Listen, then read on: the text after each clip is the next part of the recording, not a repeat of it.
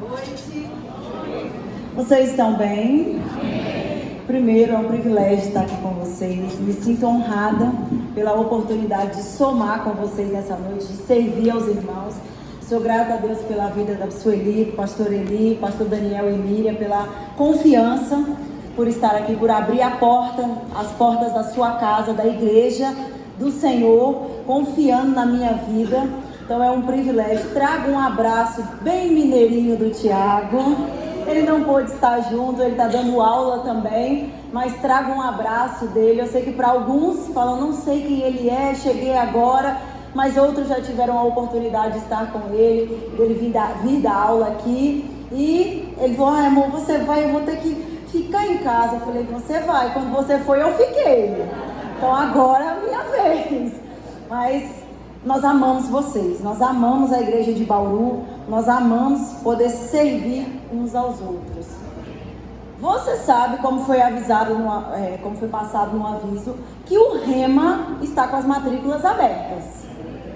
O Rema 2024 já pode ser uma realidade na sua vida.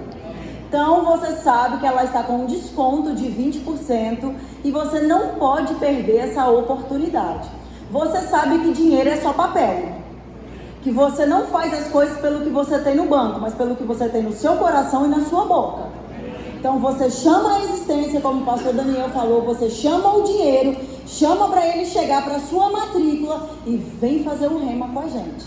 Tenho certeza que a sua vida vai ser transformada, que a sua vida vai ser impactada por causa da palavra. Porque aonde a palavra é pregada, ela produz frutos. Ela é viva e eficaz e transforma as nossas vidas. Eu estou aqui dando a matéria O Fruto do Espírito. Quantos alunos eu tenho aqui nessa noite? Olha, coisa boa! Então nós estamos aprendendo nessa matéria, nós começamos ela sexta-feira. Nós estamos aprendendo que o fruto é algo que eu manifesto de dentro para fora. É algo que eu ando no meu dia a dia. É características do meu caráter. Aquilo que eu devo manifestar na minha vida diária. Então, eu vou dar testemunho da árvore da qual eu estou implantada pelos frutos que eu dou. Ou pela vida que eu levo. Você sabe que as pessoas, 98% das vezes, elas não vão ficar com o Deus que você fala. Elas vão ficar com Deus que você manifesta na sua vida, que elas veem em você.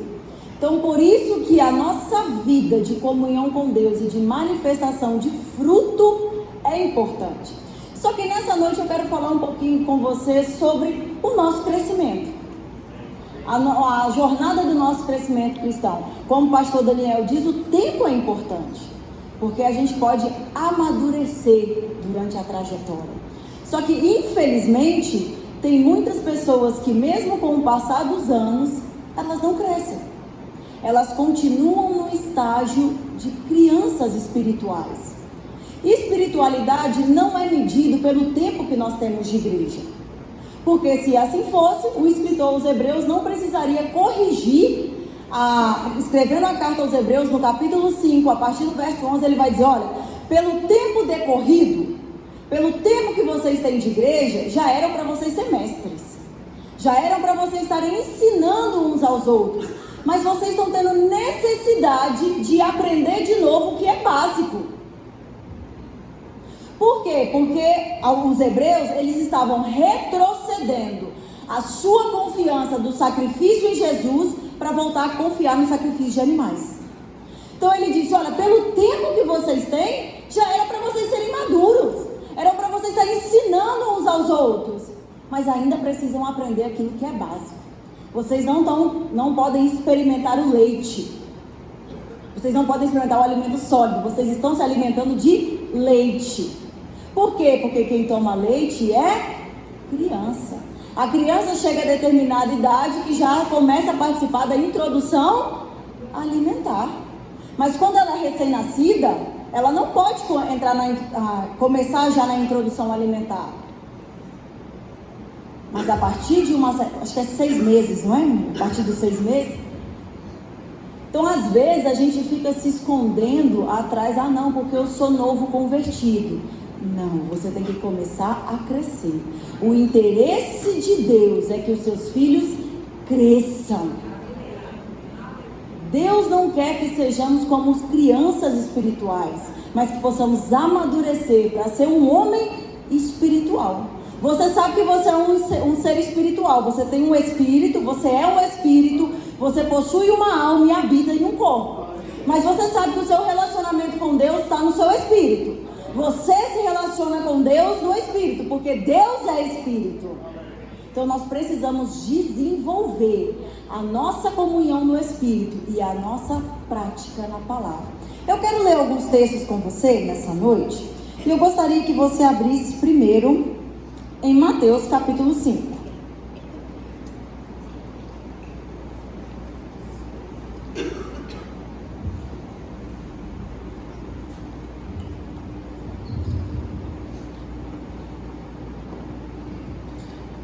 Mateus, capítulo 5, a partir do verso 13 vai dizer: vocês são o sal da terra, mas se o sal perder o sabor, para que servirá? É possível torná-lo salgado outra vez? Será jogado fora e pisado pelos que passam, pois já não serve para nada. Vocês são a luz do mundo.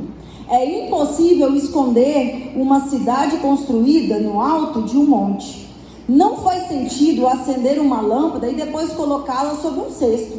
Pelo contrário, ela é colocada num pedestal, onde ilumina todos que estão em casa. Da mesma forma, suas boas obras devem brilhar, para que todos as vejam e louvem seu Pai que está no céu. É engraçado que Jesus está falando isso, ele não está falando para os 5 ofícios ministeriais. Porque às vezes a gente fala assim, mas eu não tenho chamado ministerial. Eu não sou apóstolo, eu não sou pastor, eu não sou profeta, eu não sou mestre, eu não sou evangelista. Então eu não tenho essa obrigação de brilhar, porque eu não fui chamado para o ministério. Só que Jesus não está falando para os ofícios ministeriais. Ele está dizendo para as pessoas: vocês são a luz do mundo. Vocês não podem ficar escondidas, porque vocês têm que ser colocadas no alto para que a claridade comece a manifestar, comece a clarear o ambiente, comece a trazer à tona aquilo que está errado. Da mesma forma ele fala do sal. Se o sal perdeu o sabor, ele perdeu. Se ele não servir para salgar, ele perdeu o propósito dele. Nós não podemos viver uma vida cristã não manifestando os frutos de luz, frutos de justiça. Por quê? Porque o mundo vai nos conhecer, ou vai conhecer Deus, vai conhecer que somos discípulos do Senhor, por causa dos frutos que nós manifestamos, por causa da luz que vai brilhar sobre nós, a diferença que nós vamos fazer no meio das trevas. Você concorda comigo que quando está tudo escuro você não enxerga nada? Mas quando você acende uma luz, você começa a ver o ambiente. Da mesma forma, quando nós nascemos de novo, Deus conta conosco para iluminar as trevas, para mostrar para o mundo que existe uma nova vida. Quando você olha para as Escrituras, Paulo em 2 Coríntios 5, no verso 18, ele vai dizer que nós somos ministros da reconciliação. Você pode não ter uma chamada num ofício ministerial, mas você foi comissionado por Deus para ser o ministro das boas novas do Evangelho, da obra redentora de Cristo. No verso 20, ainda de 2 Coríntios 5, ele vai dizer que nós somos embaixadores do reino de Deus. No capítulo 3 de 2 Coríntios, capítulo 3, no verso 3, ele vai dizer que a igreja de Corinto era a carta lida por todos os homens. A carta de Cristo, ou seja, as pessoas leem Deus através da nossa vida. Então nós precisamos, como filhos de Deus, frutificar, dar bons frutos, crescer espiritualmente, se desenvolver, sair da nossa instância. Quando nós nascemos de novo, o novo nascimento não é só para nos livrar do inferno, embora graças a Deus por isso que ele fez isso, ele mudou o nosso destino. Mas o novo nascimento também nos deu um novo estilo de vida, onde nós desfrutamos de paz, de alegria, de prosperidade, de vida abundante, de poder de Deus, para vivermos uma nova vida, de uma outra forma, uma nova natureza. Abra comigo Efésios 2. Efésios, capítulo 2, a partir do verso 8. É um texto bem conhecido. Efésios 2:8 vai dizer: vocês são salvos pela graça, por meio da fé. Isso não vem de vocês, é uma dádiva de Deus. Não é uma recompensa pela prática de boas obras, para que ninguém venha se orgulhar. Pois somos obra-primas de Deus, criadas em Jesus Cristo, a fim de realizar as boas obras que de antemão Ele planejou para nós. Precisamos realizar as boas obras. Eu e você não fizemos nada para merecer a salvação. Foi Cristo que nos resgatou. Nós cremos. A nossa função foi crer na obra redentora dele. Então ninguém vai poder falar assim: eu fui salvo porque eu sou uma pessoa boa. Eu fui salvo porque eu nunca roubei, nunca matei, nunca menti, então eu mereço ser salvo. A salvação não é por merecimento, é pela fé. Agora, porque nós somos salvos, nós devemos praticar boas obras. Aquilo que praticávamos antes já não deve ser nem mencionado no meio de nós, porque nós fomos chamados para as boas obras. Provérbios 4:18, Provérbios, capítulo 4, verso 18, vai dizer: mas a vereda do justo é como a luz do alvorecer, que vai brilhando mais e mais até ser dia perfeito, dia claro. Como filhos de Deus, você não só foi chamado para brilhar, mas para brilhar mais e mais. Agora, brilhar mais e mais vai ser um reflexo do nosso crescimento, da nossa espiritualidade. A nossa vida tem que estar em constante crescimento. Eu tenho que ser hoje melhor do que eu fui ontem. Amanhã eu tenho que ser melhor do que eu fui hoje. Se nós estamos há 1 ano na igreja e nada na nossa vida mudou, nada na nossa vida foi diferente, é porque a gente não está crescendo. E como filhos de Deus, a intenção de Deus é que cresçamos e frutifiquemos. Então precisamos crescer, precisamos dar frutos, amadurecer. Quero que você abra comigo esse texto, eu quero ler junto com você, 1 de João, capítulo 2.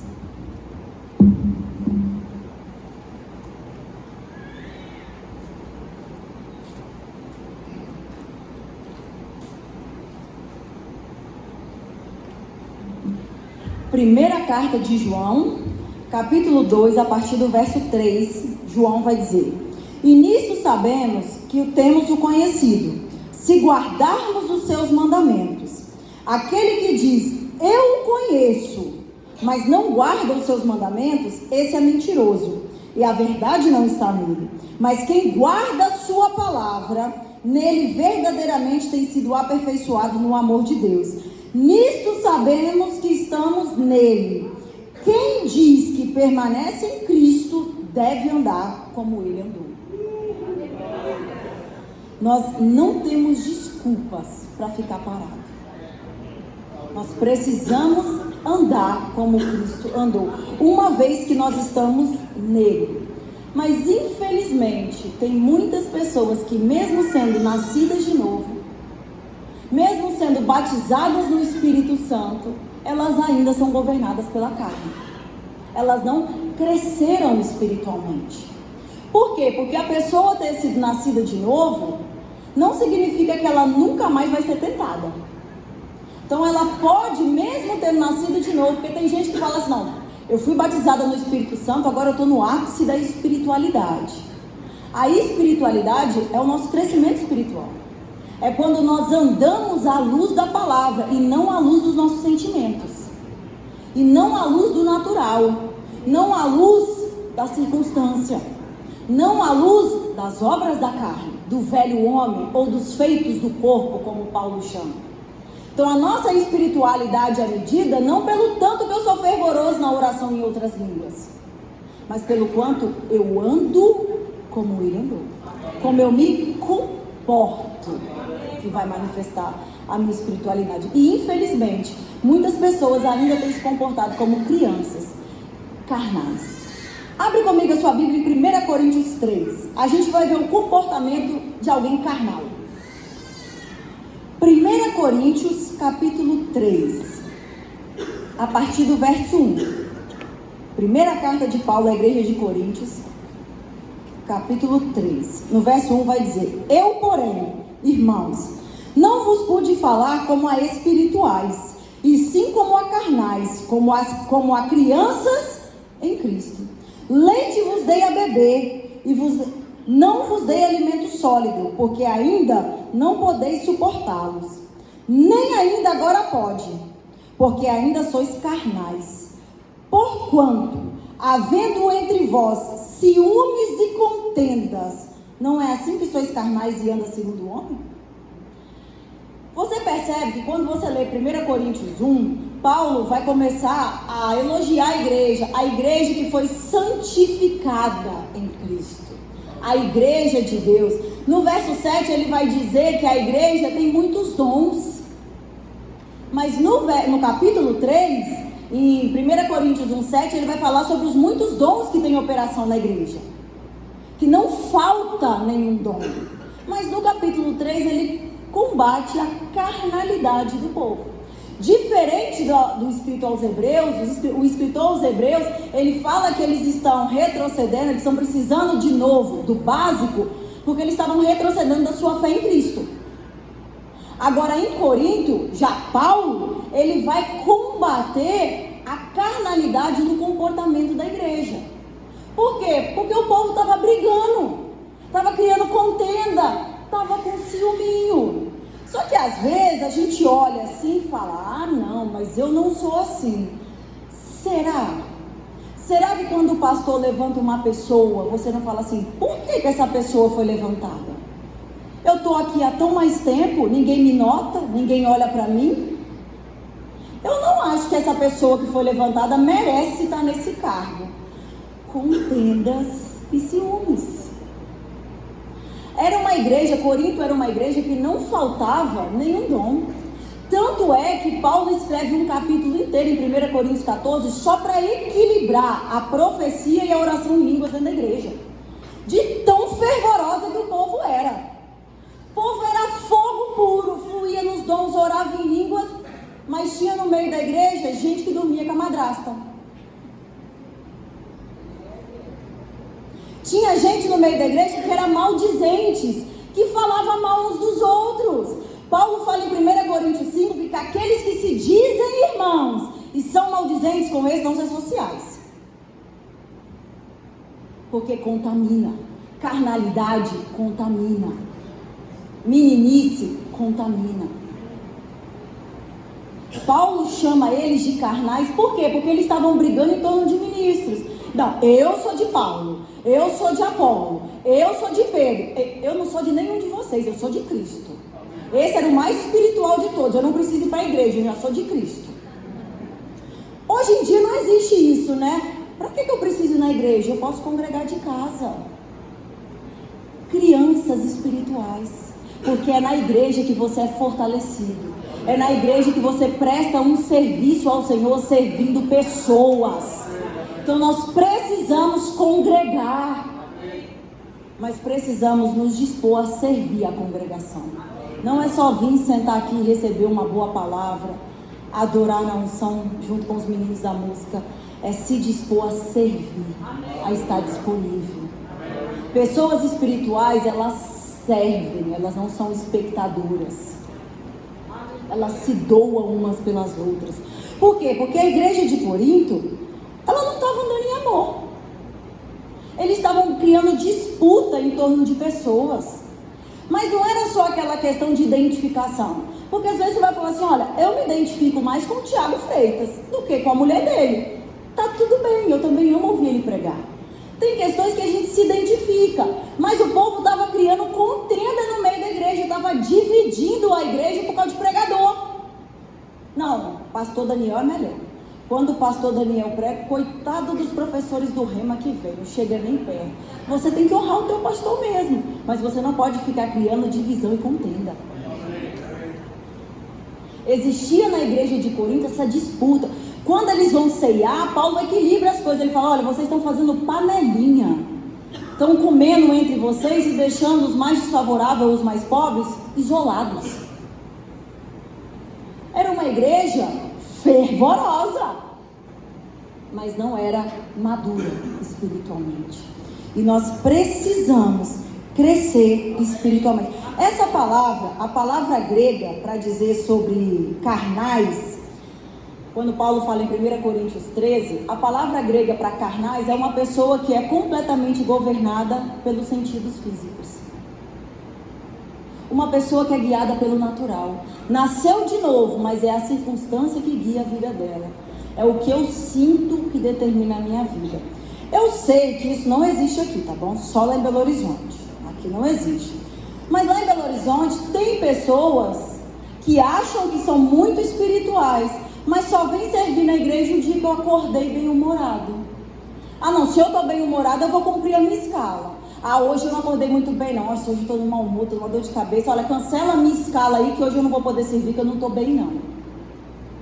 Pessoas que são governadas o sentimento que determina como ela vai fazer, o que ela vai fazer, como ela vai agir e como ela vai reagir. E isso é um sintoma de uma criança espiritual, de pessoas carnais. Paulo não falou que a igreja de Corinto era desviada. Diz que eles eram carnais.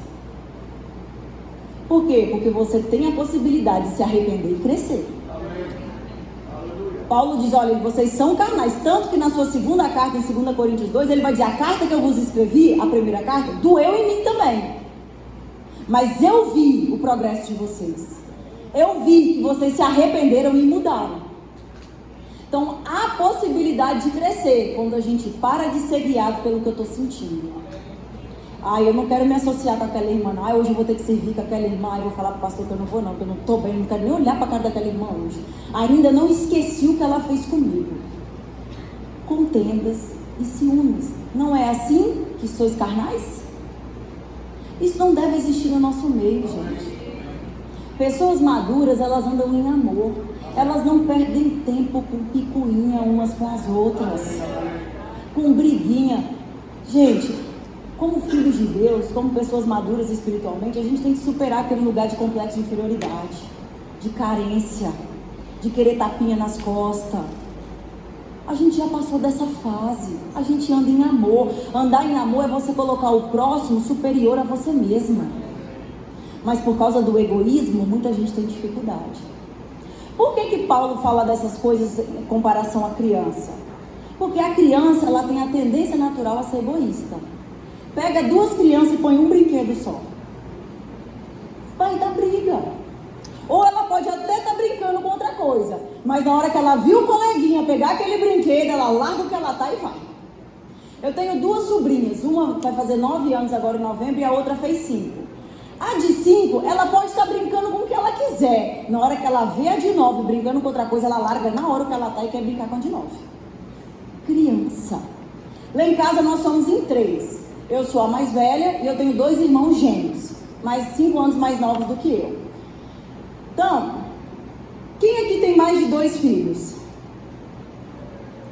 Você vai lembrar de uma certa história dentro do que eu vou te falar. Se não aconteceu na tua casa, tu é privilegiado, viu?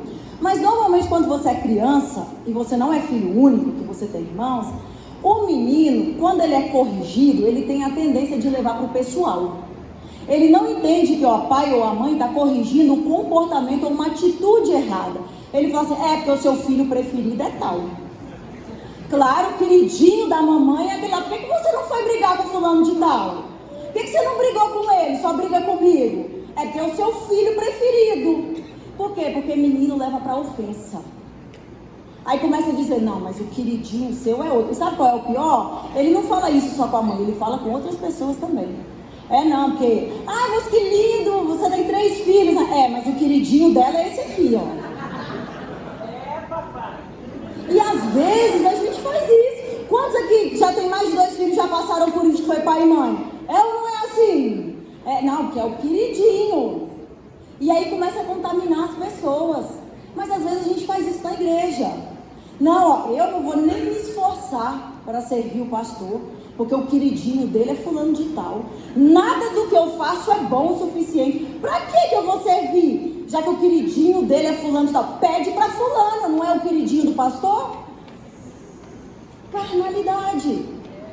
Sabe o que a maturidade faz a gente entender? que pai e mãe não tem filho predileto. Tem filho que é mais fácil de lidar e filho que é mais difícil. Só que quando você é menino, você não enxerga desse jeito. Você acha que é pessoal. Quando você fica mais velho, você entende que não é que eu questionava mais. Eu perguntava por que eu tinha que fazer. Eu falava que eu não queria fazer. Mas o meu outro irmão, tudo estava bom. Fazia na hora. Minha mãe não precisava explicar, não precisava pedir, não precisava falar duas vezes, que do jeito que ela falava, ele fazia. Por que ela brigava comigo e não brigava com ele? Não era porque ele era o filho preferido, é porque ele obedecia sem questionar. Já eu ficar, por que eu tenho que fazer? Por que eu? Só porque eu sou a mulher dessa casa, sou eu que tenho que fazer? Eu falava com ela.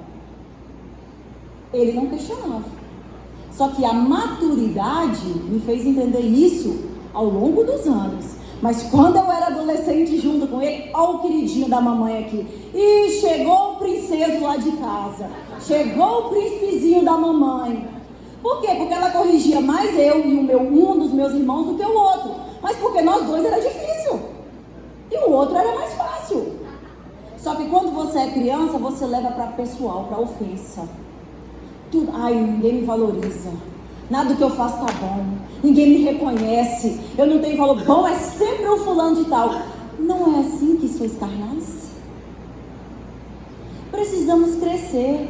Deixar a discórdia, o ciúme, a fofoca, a competição de lado. Nós fazemos parte de um corpo. Precisamos. Gente, eu vou te falar uma coisa, porque eu sou filha de pastor, tá bom? A igreja já tem muitos problemas. Não seja você mais um problema para o seu pastor. Seja a solução dos problemas. A igreja já tem inúmeros problemas. Então, no que depender de você, seja a solução, não seja mais um. Por causa de contendas. É, porque fulano é isso, fulano é aquilo, só conta com fulano, só sai para almoçar com fulano. Nossa, estou aqui na igreja há tanto tempo, nunca me convidou para almoçar. Não é evidente que sois carnais? O homem segundo a carne, ele anda governado pelos seus sentimentos, inflamado pelos seus sentimentos, pela ira, pelo ciúme, pela inveja, pela cobiça. Eu sei que todo mundo tem uma alma, eu não estou dizendo que você não tem, só que você não pode deixar sentimentos como esse te governar. Na hora que ele querer brotar em você, você tem que dizer: eita, eu sou uma pessoa espiritual, eu vou renovar a minha mente, porque eu não vou ficar carregando isso dentro de mim. Sabe, você quer medir o seu termômetro de carnalidade? A pessoa que é espiritual, ela não fica apegada às coisas desse mundo. Ela não vive pensando nas coisas que é terrena. Como o pastor Daniel falou, ela não estima as coisas dessa vida, porque ela sabe que o foco dela está em outro lugar. Sabe, queridos, tem pessoas que elas focam mais nas coisas naturais do que as coisas espirituais e quer crescer espiritualmente. Qualquer coisinha é motivo para não vir para a igreja. Qualquer coisinha é motivo para cancelar a escala do serviço. Qualquer coisinha é motivo para faltar alguma obrigação dela na igreja. E quer crescer espiritualmente. Tem gente que vem para a igreja, aí ora, pastor, ora comigo que eu estou precisando de um emprego. Pastor, ora por mim que eu estou precisando de um emprego, estou precisando, a minha família está passando necessidade. Aí o irmão aparece uma porta de emprego, mas eu vou ter que trabalhar todo dia à noite. Não, mas eu estou precisando do emprego. Deus sabe que eu estou tendo necessidade. Mas se o seu emprego vai te roubar do rema, vai te roubar da palavra, vai te roubar do seu serviço, vai te roubar do culto, não pode ser Deus. Aí a pessoa prioriza mais o bom salário do que o reino de Deus. Deus pode abrir muitas outras portas quando a gente prioriza as coisas espirituais. Uma pessoa espiritual, ela não toma decisão no impulso. Ela ora e pergunta ao Espírito Santo. E ele nos instrui em tudo o que devemos fazer. Não importa a crise que apareça, ele sabe nos orientar em como sair dela. Mas precisamos deixar de ser menino. Ficar criando caso por coisinhas assim, ó. Ai, porque ninguém me notou, ninguém me valorizou, ninguém gostou de mim. Ai, porque pagou para fulano, não pagou para mim. Nós não somos carnais. Deus nos chama a ser espirituais. Essas coisas vão ficar para trás. O nosso foco tem que estar na eternidade. Quando eu tenho consciência da eternidade, eu deixo de lado essas coisinhas de menino. Não é difícil andar em amor quando você sabe o seu destino. Quando você sabe aonde você está ligado. Porque você sabe que essas picuinhas de relacionamento não se compara, não se deve ser levada mágoa, levado rancor, comparado ao que nós vamos viver na eternidade juntos. Porque não acho que você vai subir e o seu irmão vai descer. A gente vai viver junto. Nós precisamos mudar o nosso foco. Trabalhar a carência. A nossa carência tem que ser suprida em Deus, não nas pessoas. Eu não sirvo para receber tapinha nas costas das pessoas. Eu sirvo a igreja para louvar o meu Senhor, para prestar um louvor a Ele. Você sabia que a palavra fala, Paulo se descreveu como servo de Cristo, não como voluntário de Cristo? Eu tenho um pouquinho de birra dessa palavra voluntário. Porque voluntário acha que ele está te prestando um favor, então eu faço quando eu quiser. Servo faz quando o seu Senhor manda. Quando tem necessidade. Voluntário cria aquela cultura, eu sou voluntário, então é quando eu puder, ou quando eu tiver afim, sentimento. Um servo faz quando tem necessidade, o seu Senhor pediu, ele está disponível. Para o que for. De Deus nós somos servos, nós não somos voluntários. Para servir quando eu estou afim. Mas eu sou servo, Senhor, eu estou aqui. Pastor, o que o Senhor precisa? Conte comigo. É engraçado que o pastor Daniel falou sobre levantar novas pessoas. E eu me lembrei do texto de Jesus. Quando Jesus fala em Mateus 22 sobre muitos são chamados e poucos são escolhidos. Normalmente, quando a gente usa esse texto, ele é Mateus 22, a partir do verso 14, a gente associa isso como se Deus que elegesse os ofícios ministeriais e o resto da galera. Mas o texto não está falando disso. O texto vai dizer, ele vai contar sobre um rei, um governante que vai fazer as bodas do seu filho. E ele manda que os seus servos, não os seus voluntários, vão à rua e convide as pessoas. Chamem os convidados. Mas o texto diz que eles não quiseram ir. E cada um foi para o seu canto. Aí o rei ficou indignado, mandou os seus servos ir e convidar todos que quisessem ir. E lotou a sala do banquete. Só que tinha uma pessoa que chegou lá que não estava com vestes adequadas para estar na presença do rei. E o rei senta à mesa e diz, como que você se achega até mim com a veste inadequada? E manda tirar aquele homem, e a Bíblia vai dizer, o texto vai dizer que ele vai ser lançado no fogo com ranger de dente. Aí ele diz, muitos são chamados e poucos são escolhidos. Não porque Deus escolhe uns e outros não, mas porque eu me qualifico para estar aprovado ou não. Todos são chamados, mas nem todos querem amadurecer, se capacitar, servir, obedecer. Jesus disse, muitos me chamam de Senhor e Senhor, mas não fazem o que eu mando. Nós somos servos. Você obedece o comando da sua liderança? Você obedece o comando dos seus pastores? Sabe por quê, querido? Foi Deus que colocou os seus pastores na sua vida. Efésios 4:11 vai dizer que Deus separou uns para pastores, para o aperfeiçoamento dos santos.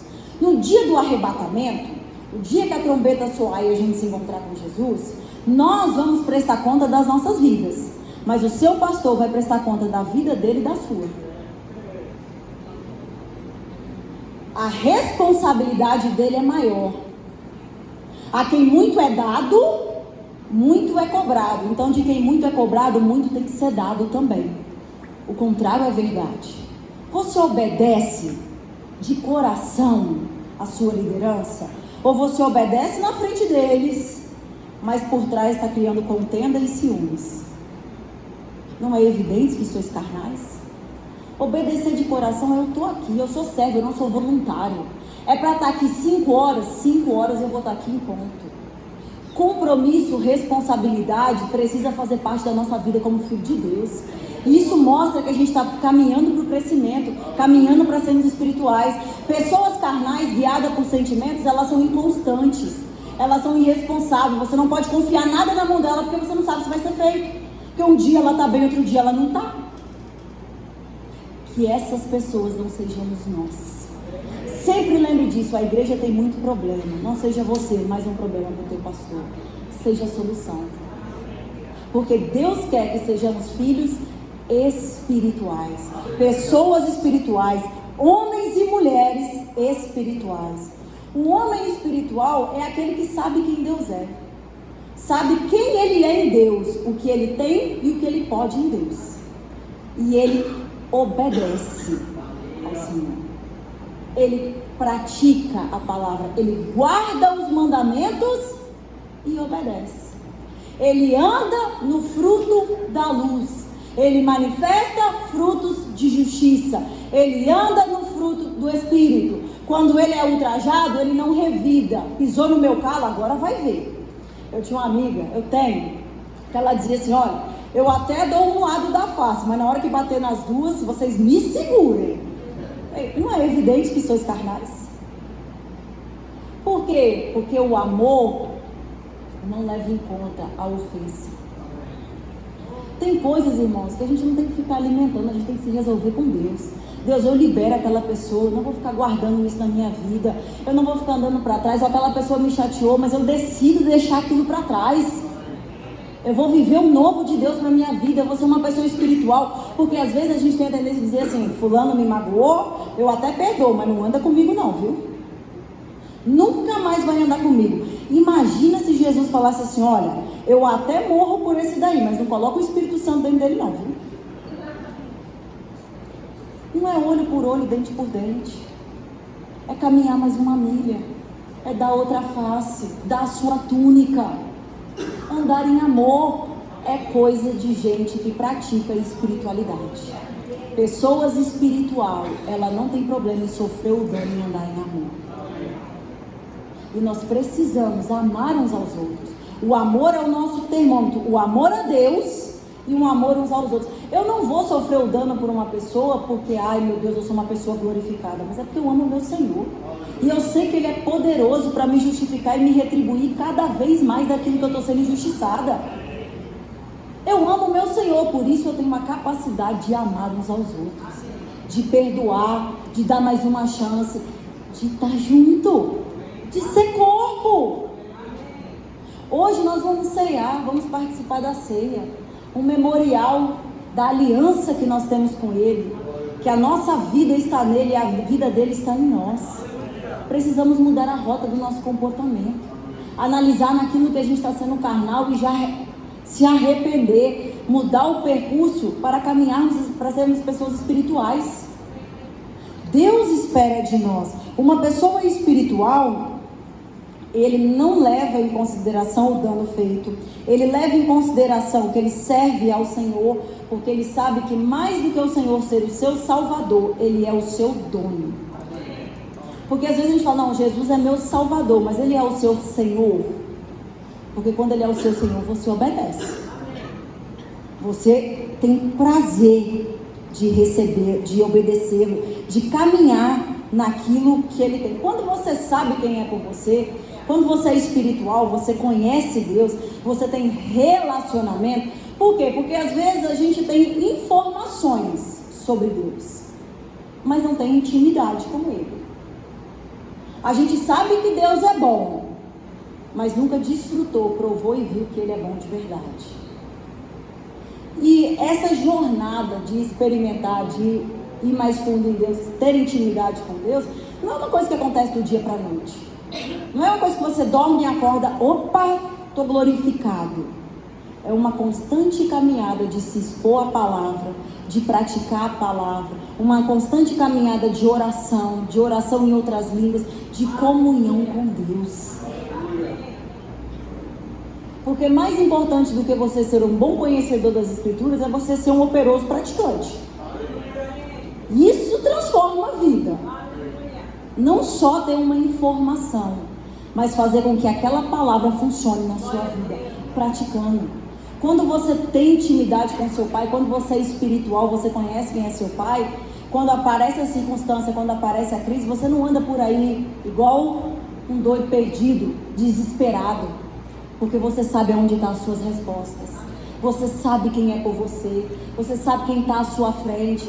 As suas emoções não vai determinar a sua reação. Pelo contrário, você é uma pessoa espiritual. A palavra determina como você vai se posicionar, independente de como você está se sentindo. Pessoas espirituais conhecem, têm intimidade com seu Pai. Sabe por quê? Problema todo mundo tem. Todo mundo vai ter. Agora, o problema, muitas vezes, não é o que as circunstâncias que estão fora, o que está acontecendo. Muitas vezes é o que elas causam dentro de nós. Porque ela começa a balançar em nós o senso de a quem nós pertencemos. Será que Deus não está me vendo? Ai, meu Deus, eu estou passando por isso. Ai, será que Deus esqueceu de mim? Ai, será que Deus não está olhando por mim? Ai, meu Deus, e agora o que eu vou fazer? A pessoa que ela é espiritual, ela sabe ser guiada pelo Espírito. Ela sabe aonde está a fonte da resposta dela. Ela tem comunhão com Deus. Ela não sai por aí desesperada, gritando, esperneando por aí, porque ela sabe quem resolve o problema dela. Ela conhece quem está por ela. Muitas vezes a gente não vai ter controle das pressões que a gente sofre por fora, mas a gente precisa controlar como ela nos afeta. Por quê? Porque eu não posso ser uma pessoa carnal. Eu preciso ser uma pessoa espiritual. Então, se eu não posso conter o que eu estou passando, eu tenho que conter pelo menos as minhas emoções, para ser uma pessoa espiritual. Como eu vou lidar com aquilo? Como eu vou reagir com aquilo? Se qualquer coisinha eu já estou chorando, esperneado, eu sou carnal. Porque quem faz isso é, quando você briga, ela senta e chora, emburra. A pessoa madura, ela sabe que da mesma forma que Deus já fez na vida dela, desse problema, Deus vai livrar ela de novo nessa circunstância. Deus vai dar resposta para ela nessa circunstância. Não andamos abatidos. Paulo vai dizer, olha, eu posso até ficar perplexo, mas não desamparado. Eu estou tentando lembrar a ordem da música, gente. Abatido, mas não desesperado. Estamos de pé. Por quê? Porque o problema não é que você não vai ter circunstâncias que vão querer te desanimar. O negócio é você não sucumbir a ela. Ela não vai determinar a sua vida, ela não vai determinar as suas ações, ela não vai determinar o curso do seu futuro. A palavra de Deus é quem nos guia em todas as coisas. Como nós somos espirituais, nós deixamos as nossas emoções de lado, nós não agimos no impulso dela para se manter firme, crendo no coração e confessando com a boca. Essa é a nossa realidade. E por fim eu quero te contar a história de uma pessoa na velha aliança, uma pessoa que não era nascida de novo, uma pessoa que não tinha o Espírito de Deus habitando dentro dela, mas foi mais espiritual, mais maduro do que muitos crentes no Novo Testamento, ou pelo menos mais do que os coríntios. Se você ler, com certeza você já viu em Gênesis, a história de José. Para ganhar tempo eu vou contar um pouco dela para você. José teve um sonho onde o sol, a lua e as estrelas se dobravam diante dele. Aí, ele era novo, ele era um menino ainda, adolescente para jovem. Ele foi e contou para os seus irmãos. Os irmãos ficaram com ciúmes. Você lembra que quem anda em ciúme anda? Só que naquela condição da velha aliança, o homem não era nascido de novo. Ele não tinha o Espírito dentro. Ele não era guiado pelo Espírito. O Espírito vinha sobre ele, mas não estava dentro. E os irmãos ficaram com ciúme e planejaram como ia matar ele. O que a gente vai se dobrar para você? Vou nada, vamos dar um jeito nesse menino agora. Aí, ao invés de matar ele, jogaram ele numa cova e depois venderam ele para o Egito, pegaram as roupas dele e queriam jogar numa cova. Mas venderam ele para o Egito, para comerciantes. Dentro desse comerciante, das pessoas que comprou ele como escravo, levou ele para o Egito. E aí, ele foi ser escravo de Potifar. Potifar era um homem importante perante Faraó e José foi ser escravo dele. Você vai ver que a Bíblia fala que ele servia a Potifar, que Deus era com ele, que tudo que ele colocava a mão prosperava, até que a mulher de Potifar resolveu achar José interessante. Vocês lembram da história? Que a mulher de Potifar começou a querer seduzir e José cortava a volta dela. José não era nascido de novo, mas era íntegro. Ele fugia da aparência do mal, ele se desviava do mal. Até que um dia ela armou contra ele, ela armou para ele. Ela agarrou ele, ele fugiu, mas ela chegou para Potifar e disse: José me agarrou. Porque a mulher, quando ela quer ser manipuladora, ela sabe como fazer.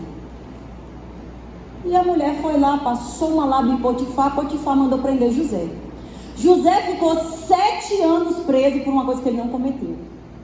Depois de 7 anos, ele interpreta o sonho do copeiro.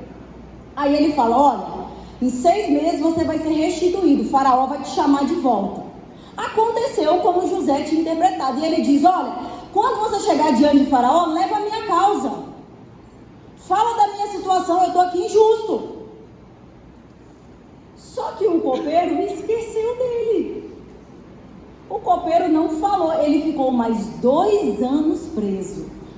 Se é uma pessoa que não tem maturidade, que não cresceu espiritualmente, dentro desses 2 anos ela começa: é isso que dá ajudar as pessoas. Aí, ó, fui ser usado por Deus para alcançar a pessoa me esqueceu, virou as costas por mim. Deus, o Senhor já me abandonou nesses 7 anos. Agora eu fui ajudar a pessoa e ainda estou sendo esquecida por mais 2. Porque a pessoa carnal, ela é reclamona. Ela só olha o lado negativo das coisas. Ela tem dificuldade de ver que ela pode ser uma bênção, independente da pressão que ela está passando. Ela se vê como coitada, como vítima. Todo mundo me abandonou, todo mundo me esqueceu, ninguém me nota, ninguém conta comigo para nada. Olha onde eu estou aqui, ninguém perguntou se eu estou bem, ninguém veio me ver. José não se lamentou. Por 2 anos a mais, além dos 7, ele ficou lá, até que chegou o dia que ele interpretou o sonho de Faraó. Mas o que acontece? Ele interpretou o sonho de Faraó, Faraó constituiu ele governador do Egito. Por quê? Porque veriam anos de fome. 7 anos de bastante fartura, onde ele teria que administrar para os 7 anos de colheita, de fome, escassez. Quando aconteceu esses 7 anos de fome, passando-se 3 anos de fome, as terras vizinhas do Egito começaram a ter fome. Quem vai no Egito pedir comida? Os irmãos de José.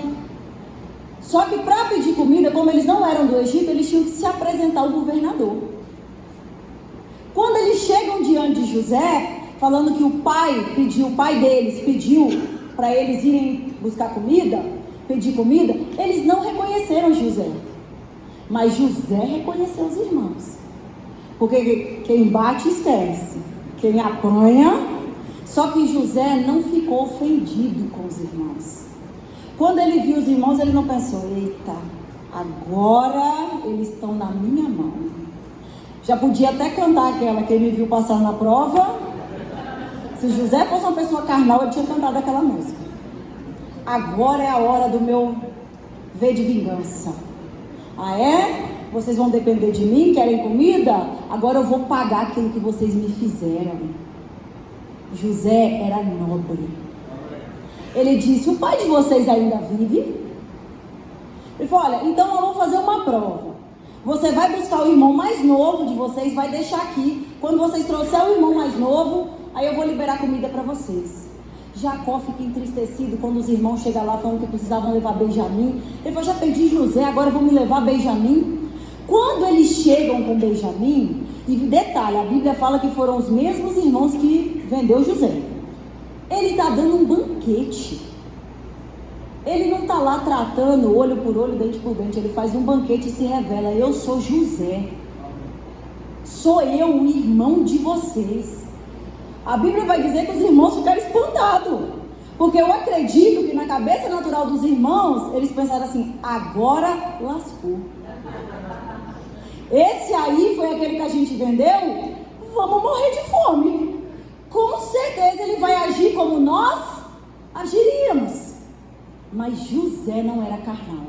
No sentido, ele não tinha o espírito dentro, ele não era nascido de novo, mas ele não era governado por aquilo que ele sentia, por ofensa, por mágoa. Ele dá um banquete, ele ainda vira para os irmãos e diz assim: foi para um momento como esse, foi para estar diante de vocês, que Deus fez tudo o que aconteceu. Não pese, ele fala com os irmãos, essa é a expressão que ele fala: não pese o seu olhar sobre mim. Foi para favorecer vocês que eu estou onde eu estou. José era nobre. Ele andou em amor, ele não pagou o mal com o mal. Ele foi maduro nas suas emoções, não ficou ofendido, não ficou rancoroso, não ficou de ciúminho, não ficou jogando na cara. José não ficou jogando, olha, vocês fizeram isso comigo, mas eu sou diferente, porque eu sou mais espiritual. Ele poderia ter falado com os irmãos, lembra daquele sonho que vocês me venderam? Lembra quando eu contei que vocês me venderam? Pois é, aconteceu, vocês estão prostrados aqui diante de mim. Ele não fez isso, porque José sabia que ele estava servindo ao Senhor. Ele via Deus em cada situação da vida dele. Ele via a mão de Deus com ele. Quando nós somos pessoas espirituais, a gente para de criar caso por pouca coisa e começa a ver o favor de Deus, mesmo no meio de circunstâncias adversas. Naquelas pessoas mais difíceis, a gente consegue ver o lado bom que ela tem e começar a potencializar aquilo que ela tem de bom.